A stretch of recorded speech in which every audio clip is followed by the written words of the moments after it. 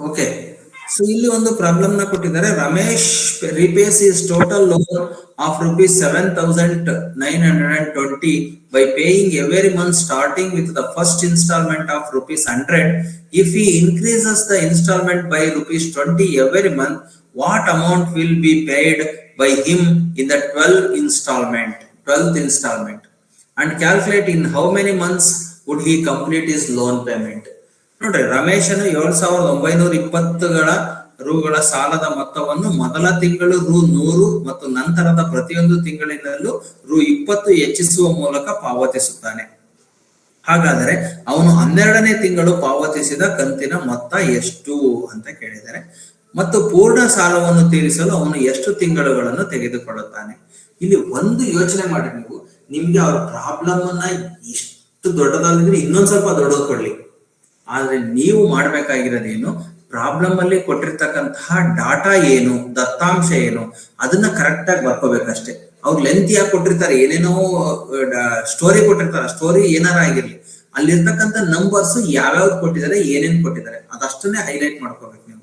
ನೋಡ್ರಿ, ಫಸ್ಟ್ ಇಲ್ಲಿ ಈ Ramesh repay his total loan of rupees 7,920 ಇದೆ. ಅಂದ್ರೆ ಟೋಟಲ್ ಅಂತ ಕೊಟ್ಟಿರೋದ್ರಿಂದ ಇಲ್ಲಿ ಟೋಟಲ್ ನೋಡ್ರಿ ಮೊತ್ತ ಅಂತ ಕೊಟ್ಟಿರೋದ್ರಿಂದ ಇದು SN ಆಗುತ್ತೆ. SN is equal to 7,920. ಇದು SN. ಅವನು ಮೊದಲ ತಿಂಗಳು ರು 100 ಕಟ್ತಾನೆ.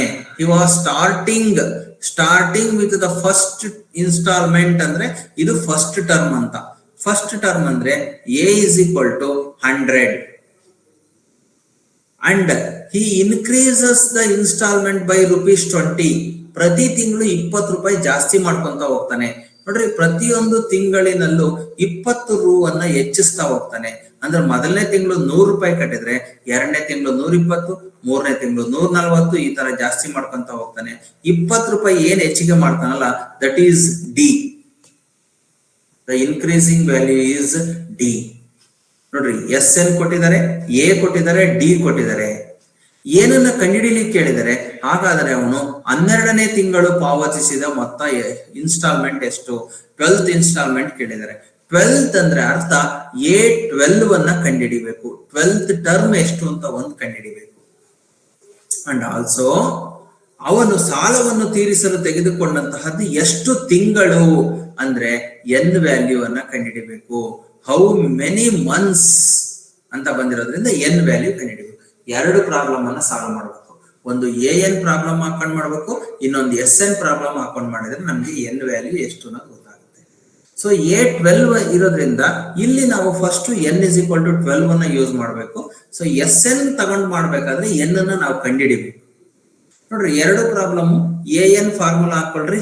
AN is equal to A plus N minus 1 into D. ಇಲ್ಲಿ A12 ಕೇಳಿರೋದ್ರಿಂದ N is equal to 12 ಆಗುತ್ತೆ. So that is equal to A ಅಂದ್ರೆ 100 ಪ್ಲಸ್ N ಅಂದ್ರೆ 12 ಮೈನಸ್ 1 ಇಂಟು D ಅಂದ್ರೆ 20. ಇದನ್ನ ಸೊಲ್ಯೂಷನ್ ಅನ್ನ ನೀವು ಕಂಡುಹಿಡಿಯಿರಿ. ನಿಮ್ಗೆ 12ನೇ ಪದ 12th ಇನ್ಸ್ಟಾಲ್ಮೆಂಟ್ ಎಷ್ಟು ಅನ್ನೋದು ಗೊತ್ತಾಗುತ್ತೆ. ಈಗ N ವ್ಯಾಲ್ಯೂ ಕಂಡುಹಿಡಿಬೇಕು. SN ಫಾರ್ಮುಲಾ ಹಾಕೋಬೇಕು. SN is equal to N by 2 into 2A plus N minus 1 into D. SN ಅಂತಂದ್ರೆ SN ನಮಗೆ ವ್ಯಾಲ್ಯೂ ಅನ್ನ ಕೊಟ್ಬಿಟ್ಟಿದ್ದಾರೆ ಅವರೇ. SN ಎಷ್ಟಿದೆ ಅಂತ ಹೇಳಿ ಕೊಟ್ಟಿರೋದ್ರಿಂದ ಸೊ SN ವ್ಯಾಲ್ಯೂನ ಇಲ್ಲಿ ಹಾಕೋಬೇಕು. SN ವ್ಯಾಲ್ಯೂ 7,920 ಇದೆ. ಇಸ್ ಈಕ್ವಲ್ ಟು N ಗೊತ್ತಿಲ್ಲ, N by 2 ಹಾಗೆ ಇಟ್ಕೊಳ್ರಿ.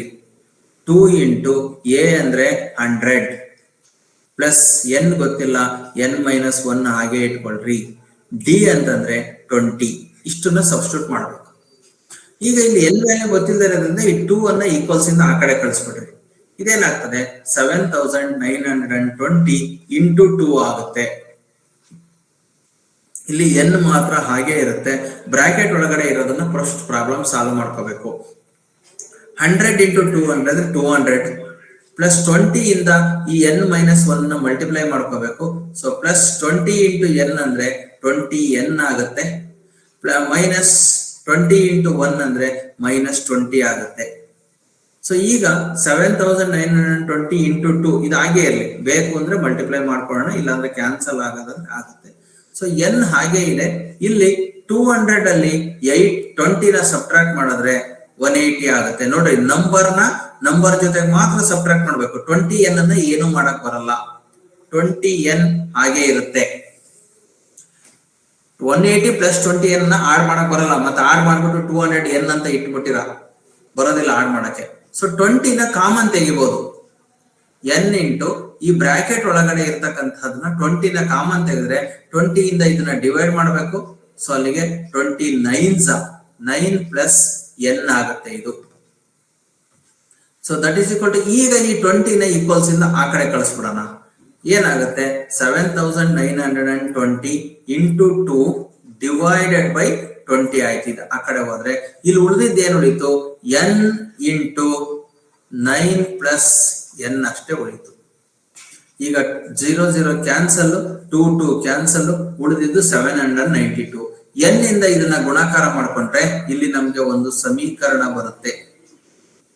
n ಇಂಟು n ಅಂದ್ರೆ n square plus n into 9 ಅಂದ್ರೆ 9n ಇಸ್ ಈಕ್ವಲ್ ಟು 792. ಇಲ್ಲಿ ನಮ್ಗೆ ಒಂದು ವರ್ಗ ಸಮೀಕರಣ ಬಂತು. ಈ ವರ್ಗ ಸಮೀಕರಣವನ್ನ ಬಿಡಿಸಿದ್ರೆ ನಿಮ್ಗೆ n ವ್ಯಾಲ್ಯೂ ಬರುತ್ತೆ. ಅದನ್ನ ಈ ಕಡೆ ತಗೊಂಬರ್ನ, -792 ಇಸ್ ಈಕ್ವಲ್ ಟು 0. ಈ ವರ್ಗ ಸಮೀಕರಣವನ್ನ ಬಿಡಿಸ್ರಿ, ನಿಮ್ಗೆ n ವ್ಯಾಲ್ಯೂ ಎಷ್ಟು ಅನ್ನೋದು ಗೊತ್ತಾಗುತ್ತೆ. ಇಲ್ಲಿ ಇದನ್ನ ಬಿಡಿಸ್ರಿ, a12 ಎಷ್ಟು ಅನ್ನೋದು ಗೊತ್ತಾಗುತ್ತೆ. ಇದು ಮೆಥಡ್ ಅಷ್ಟೇ ತೋರಿಸಿದ್ ನಾನು ಏನ್ ಮಾಡಬೇಕು ಅನ್ನೋದು. ಇದು ವರ್ಬಲ್ ಪ್ರಾಬ್ಲಮ್ಸ್, ವಾಕ್ಯ ರೂಪದ ಸಮಸ್ಯೆಗಳನ್ನ ಕೊಟ್ಟಾಗ ನಮ್ಗೆ A value, D value, S N ಅಥವಾ ಎ ಎನ್ ಕೊಟ್ಟಿರ್ತಾರೆ. ಅವನ್ನ ಯೂಸ್ ಮಾಡ್ಕೊಂಡು ನಾವು ಮೊತ್ತ ಕಂಡುಹಿಡಿಬೇಕು ಅಥವಾ ಎನ್ ವ್ಯಾಲ್ಯೂ ಕಂಡುಹಿಡಿಬೇಕು. ಈ ತರ ಪ್ರಾಬ್ಲಮ್ ಸಾಲ್ವ್ ಮಾಡ್ತೀವಿ. ಸೊ ಇದಿಷ್ಟು ಸಮಾಂತರ ಶ್ರೇಣಿಗಳ ಬಗ್ಗೆ ನಿಮ್ಗೆ ಡೀಟೈಲ್ ಆಗಿ ನಾನು ತಿಳಿಸ್ಕೊಟ್ಟಿದ್ದೇನೆ. ಸೊ ನೆಕ್ಸ್ಟ್ ಚಾಪ್ಟರ್ ಟ್ರಯಾಂಗಲ್ಸ್ ಇದೆ. ಸೊ ತ್ರಿಭುಜಗಳು, ನಾಳೆ ತ್ರಿಭುಜಗಳ ಪಾಠವನ್ನ ನೋಡೋಣ. ಅಲ್ಲಿ ಪ್ರಮೇಯಗಳನ್ನ ಏನೇನ್ ಸಾಲ್ವ್ ಮಾಡಬೇಕು, ಪ್ರಮೇಯಗಳನ್ನ ನಾನು ನಿಮ್ಗೆ ಮಾಡಿ ತೋರ್ಸಕ್ ಹೋಗಲ್ಲ, ಆಲ್ರೆಡಿ ನಿಮ್ಮ ಸ್ಕೂಲಲ್ಲಿ ಪ್ರಮೇಯಗಳನ್ನ ಮಾಡಿಸಿರ್ತಾರೆ. ನಿಮ್ಗೆ ಅದ್ರಲ್ಲಿ ಏನಾದ್ರು ಡೌಟ್ ಇದ್ರೆ ಕ್ಲಿಯರ್ ಮಾಡೋಣ.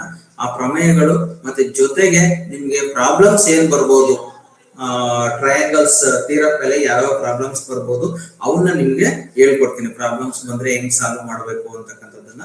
ಸೊ ಅಲ್ಲಿ ಇಂಪಾರ್ಟೆಂಟ್ ಪ್ರಾಬ್ಲಮ್ಸ್ ಇರ್ತಕ್ಕಂಥವು ಕೆಲವಿದಾವೆ. ಇನ್ನು ಪ್ರಮೇಯ ಕೊಟ್ರೆ ಆ ಪ್ರಮೇಯದ ಮೇಲೆ ಪ್ರಾಬ್ಲಮ್ಸ್ ಅನ್ನ ಕೊಟ್ಟಿರಲ್ಲ.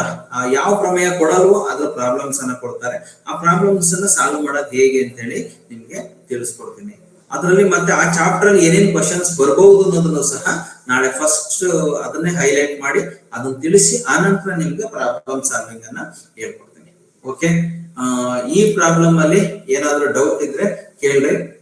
ಏನು ಡೌಟ್ ಇಲ್ಲ ಅಂತಂದ್ರೆ ಸೊ ಈ ಕ್ಲಾಸ್ ಅನ್ನ ಇಲ್ಲಿಗೆ ಎಂಡ್ ಮಾಡೋಣ. ಆದಷ್ಟು ಬೇಗ ನಿಮ್ಗೆ ಇದೇ ಟೈಪ್ ಕೋಚಿಂಗ್ ನಿಮ್ಗೆ ಸೈನ್ಸ್, ಸೋಷಿಯಲ್ ಎಲ್ಲದರಲ್ಲೂ ಸಹ ಸಿಗ್ತದೆ. ನೀವು ಒಂದು ತಿಳ್ಕೊಳ್ರಿ, ನೀವು ಈ ಕೋಚಿಂಗ್ ನ ತಗೊಂಡ್ರಿ ಅಂತಂದ್ರೆ ಕಂಪಲ್ಸರಿ ನಿಮ್ಗೆ ಎಕ್ಸಾಮ್ ಅನ್ನ ಭಯನೇ ಹೊರಟೋಗ್ತಾರೆ. ನಿಮ್ಗೆ ಏನ್ ಬರಿಬೇಕು, ಹೆಂಗ್ ಬರಿಬೇಕು, ಮ್ಯಾಥ್ಸ್, ಸೈನ್ಸ್, ಸೋಷಿಯಲ್ ಎಲ್ಲದನ್ನು ಸಹ ಯಾವ ತರ ಬರಿಬೇಕು ಅನ್ನೋದನ್ನ ಕಂಪ್ಲೀಟ್ ಆಗಿ ನಿಮಗೆ ತಿಳಿಸ್ಕೊಡ್ತೀವಿ. ನಿಮ್ಗೆ ಎಕ್ಸಾಮ್ ಅನ್ನ ಭಯನೇ ಇರಲ್ಲ.